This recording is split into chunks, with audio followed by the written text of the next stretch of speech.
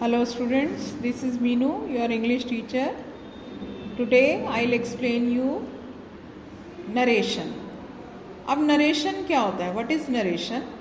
Narration is a way of saying something. Narration is of two types, direct and indirect.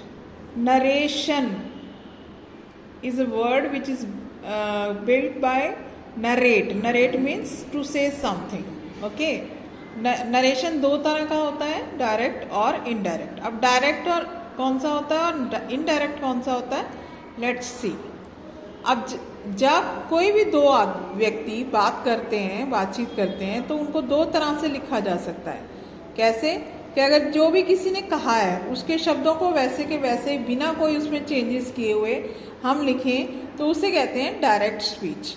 और उसे हम लिखते हैं इन्वर्टेड कॉमास के बीच में. इन्वर्टेड कॉमास के बीच में लिखा जाता है कि जैसे कि किसी ने कोई भी बात कही है उसके शब्दों को एज इट इज़ हम लिखते हैं. ठीक है, जैसे ये देखिए for example, sorry, you said to me you have fever. तुमने मुझसे कहा कि तुम्हें बुखार है. तो जो शब्द उसने कहे एज इट इज़ हमने इन्वर्टेड कॉमास में रख दिए. इसी तरह से नेक्स्ट सेंटेंस है, next example, he said to me I shall not teach you. अगर हम इन्हीं सेंटेंसेस को बदल कर किसी और व्यक्ति को अगर बता रहे हैं और अब हम उनको वो सेंटेंस बताएं और अपने शब्दों में बताएं मगर उसका मीनिंग चेंज ना हो, तो वो हो जाता है इनडायरेक्ट स्पीच. और उसमें हम क्या करते हैं, इनडायरेक्ट स्पीच में और डायरेक्ट में यही डिफरेंस है कि डायरेक्ट स्पीच में आपको इन्वर्टेड कॉमास देखने को मिलेंगे मगर इनडायरेक्ट स्पीच में इन्वर्टेड कॉमास नहीं होते.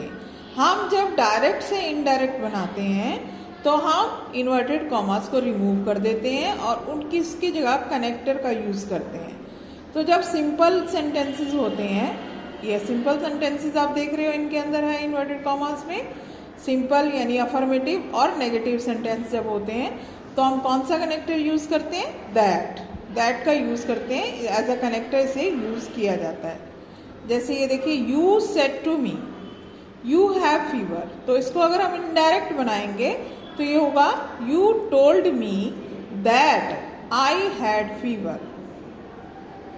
उसके बाद है he said to me I shall not teach you. He told me that he would not teach me. तो अब आपको मैं ये क्लियर हो गया होगा कि डायरेक्ट स्पीच क्या होती है और इनडायरेक्ट क्या होता है. Now you have to know the key words of the direct and indirect speech, that there are three changes in making indirect speech. जब हम डायरेक्ट से इनडायरेक्ट बनाते हैं तो तीन तरह के चेंजेस करते हैं. तो शॉर्ट फॉर्म में अगर आपको मैं बताऊं तो उसे कहा जाता है PTO. PTO का मतलब क्या है? P means pronouns, T means tense, O means other words. I repeat, PTO. P means pronoun, T means tense and O means other words. अब देखिए, रिपोर्टेड स्पीच जो होती है वो कौन सी होती है, जो किसी ने कहा है उसे हम जो इन्वर्टेड कॉमास में रखते हैं वो होती है रिपोर्टेड स्पीच, जो इन्वर्टेड कॉमास के अंदर लिखी जाती है. ठीक है, like this, you have a fever. And जो रिपोर्टेड स्पीच जो होती है उसको कहने वाला, सुनने वाला, उनके बीच में जो वर्ब हम इन्वर्टेड कॉमास से बाहर लिखते हैं वो होती है रिपोर्टिंग वर्ब. मतलब इन्वर्टेड कॉमा के अंदर वाली रिपोर्टेड स्पीच और इन्वर्टेड कॉमास के बाहर जो होती है वो होती है रिपोर्टिंग वर्ब. ठीक है, like this, you said to me. अब देखिए, डायरेक्ट से इनडायरेक्ट जब नरेशन में हम चेंज करते हैं तो हम कैसे करते हैं, रिपोर्टिंग स्पीच को हम टेंस जो है उसका कैसे चेंज करते हैं. तो उसमें जो आपको वर्ब दी होगी बाहर उसको हम कैसे चेंज करेंगे. जैसे शैल से टू अगर लिखा है तो उसका हो जाएगा शैल टेल. से टू अगर लिखा है तो टेल कर देंगे. विल से टू लिखा है तो विल टेल कर देंगे. सेज का सेज ही रहता है, सेड का सेड रहेगा, और फिर सेड टू अगर दिया हुआ है रिपोर्टिंग वर्ब में तो टोल्ड हो जाएगा। सेज टू का टेल्स, शेल से का शेल से ही रहेगा, से का से, शेल से का शेल से, ठीक है। और अब देखिए ये आपको लर्न करना पड़ेगा। उसके बाद है हम प्रोनाउंस कैसे चेंज करते हैं। जैसे ये देखिए, रणवीर टू करीना, करीना से क्या कह रहा है, यू आर माई सिस्टर। अब ये यू जो है किसके लिए आया है, करीना के लिए कहा गया है, तो रणवीर सेड टू का हो जाएगा told Kareena that she was, tense भी चेंज हुआ, शी वाज हिज सिस्टर, किसकी सिस्टर है, उसकी सिस्टर है। तो हिज, ये रणवीर जो है एक लड़का है तो इसलिए उसके लिए लगाएंगे हम हिज। Let's move on.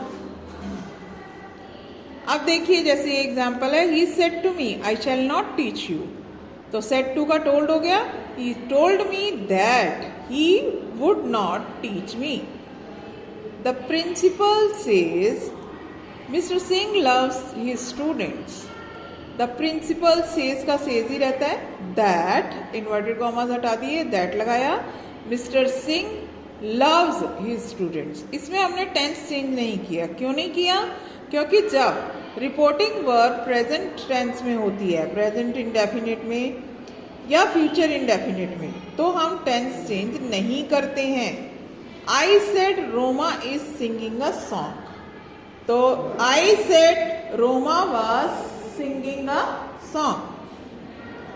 तो इसमें आप देख रहे हैं रिपोर्टिंग स्पीच में जो सेकंड पर्सन होता है, जैसे यू, योर्स, वो जो आते हैं उसको हम चेंज करते हैं according to object, according to object. और अगर फर्स्ट पर्सन होता है, आता है फर्स्ट पर्सन में कौन से प्रोनाउंस आते हैं, आई, मी, माई, वी, अवर, अस, इसको हम चेंज करते हैं अकॉर्डिंग टू फर्स्ट पर्सन। जो प्रोनाउन होता है उसको अकॉर्डिंग टू सब्जेक्ट चेंज किया जाता है, मतलब जो सब्जेक्ट दिया गया है उसके हिसाब से हम चेंज करेंगे।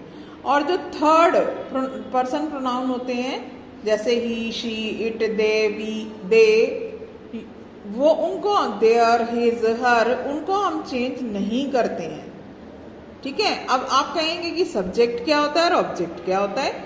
सब्जेक्ट देखिए, जैसे ये सेंटेंस था, he told, he said to me, तो इसमें ही जो है वो सब्जेक्ट है और मी जो है वो ऑब्जेक्ट है।